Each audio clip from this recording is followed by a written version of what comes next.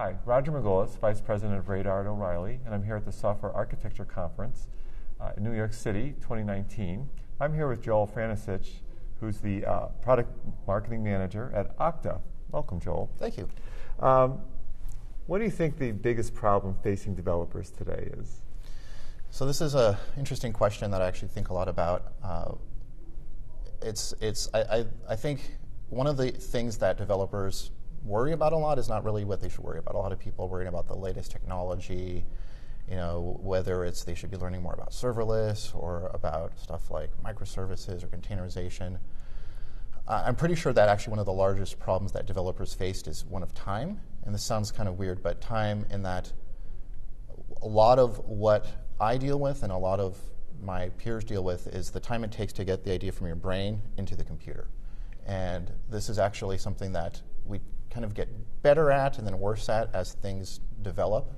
One of the interesting things I've heard of is a computer before my time in the 1970s, one from a company called Symbolics. I keep hearing from like VP level people, like senior architects, one of the main developers in Java, mentioned this machine. It's like this magical machine, and one of the cool things about it was that it let developers get code written really fast.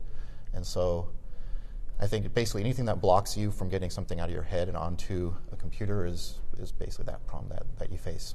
We often say that programmer productivity is the scarcest resource in most organizations. But that's hasn't always been the case, right? Like in the old days, you'd have, when you were writing on punch cards, that programmer productivity was worth a lot less than that machine time. And I think it's only recently, now that computers are basically free, that it's worth a lot more. And so we do see this in a lot of big companies where they're now optimizing for programmer time. But I think as a developer, you need to break away from a lot of these old practices that come from the mainframe days when you were on a machine that was worth more. Each minute on that was worth more than an hour of your time. So, right, yeah. Right.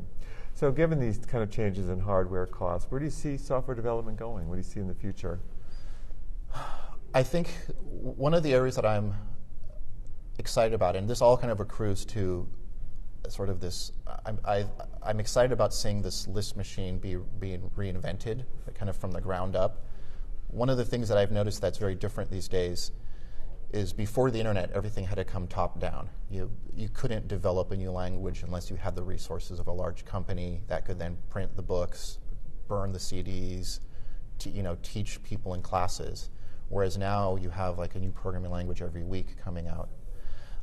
So one of the things I think is really exciting is things like serverless. A lot of people are doing edge compute, but it's really around JavaScript, which is kind of like a modern day Lisp. And that sounds maybe like a heretical thing to be saying, but that's the stuff that really excites me. There's also a new development in package management called Nix, but it's this idea of being able to describe all the resources needed for your software in a single file, which is pretty impressive, something I haven't seen anywhere in history. And so this idea of being able as a developer to just write your entire idea from start to finish in just text without having to worry about configuration management or tweaking a server, getting to the point where you're just in front of a computer getting your idea out, that's the stuff that I find exciting. Mm-hmm. So we're at the Software Architecture Conference, and it's a big topic, and there's a lot of complexity people have to deal with and stuff. Sure. And we're O'Reilly, yeah. We like books. What books would you recommend for software architects? So something that I've personally found super fulfilling as a software developer is, and just a person who's really into computers, is diving into the history of computers. And so in particular, there's a bunch of books, but just generally understanding where things came from has helped a lot because there were these assumptions that I took for granted. One of which is, whenever you're using a computer, eventually you're opening up a terminal, right? It's this little tiny window, and it's really weird. I didn't know that was a teletype. And you talk to someone who's older and like, yeah, it's a teletype. And it explains a lot of weird stuff. So probably the best book, and it's so good that actually the founders of Stripe brought it back out of, they started publishing it again. It's a book called The Dream Machine.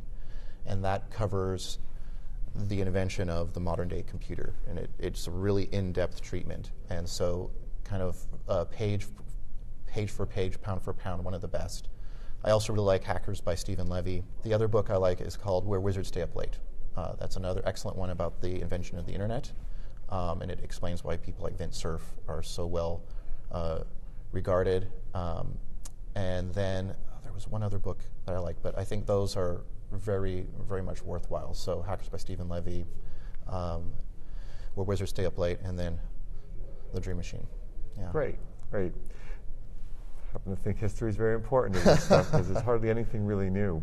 I don't think there's really anything new, especially in computers. Very few exceptions. Yeah. So if you're an architect, you work for Okta, what should architects know about authentication and authorization? I think one of the things that's been helpful to me over time, especially I've been at Okta for 4 years, came in, didn't really know there was a difference between these things. It helps to understand that a lot of them, they're just concepts. It's not like they're like a core part of they're not like axiomatic principles, but they're super useful thinking about how to secure your application. And so the thing with authentication, it's just very useful to think about determining who somebody is one thing, and then determining what they have access to is another. In a similar vein, the concept of claims is unreasonably useful. So this idea that, just saying this user, I state these certain things about them. There's all these different ways of managing who gets access to what, and in all the different cases I've seen and all the customers I've talked to, kind of modeling things, understanding that you've got authentication on the one hand, authorization on the other, and that you use claims to state what's important about that user. Very useful to handle all these different use cases. Mm-hmm. So maybe you can describe a little what Okta does, like kind of its fit and the problem it solves for developers. Sure. So it sounds a little bit, kind of highfalutin, I think, to say this, but at the very core, what Okta does is we connect users with services, and in a bunch of different ways. But one of the really interesting things to me about this, personally, as someone who's into history, is that this is almost an unbounded problem. I mean, starting from the 70s with Project Athena at MIT and all the other similar projects to today, none of that's gone away. There's people still using 1970s era technology in the form of Kerberos in doing their, security, and to modern day stuff like using OpenID Connect and OAuth 2. So in terms of what Okta does is we kind of help bridge that whole span of history. So a lot of the customers that we talk to, they're still using 20, 30-year-old technology with modern day stuff. And so in terms of managing all of that complexity, Okta really helps there. So we can help you if you're a large enterprise, someone like a Nike or Nordstrom, or if you're just a startup getting started, helping you control access between any of these complex scenarios where you've got different users in different places and different services that they need to access. That's great. I know we use Okta and we like it. Excellent. So happy to hear it. Yeah. So thanks for your time today. Of course.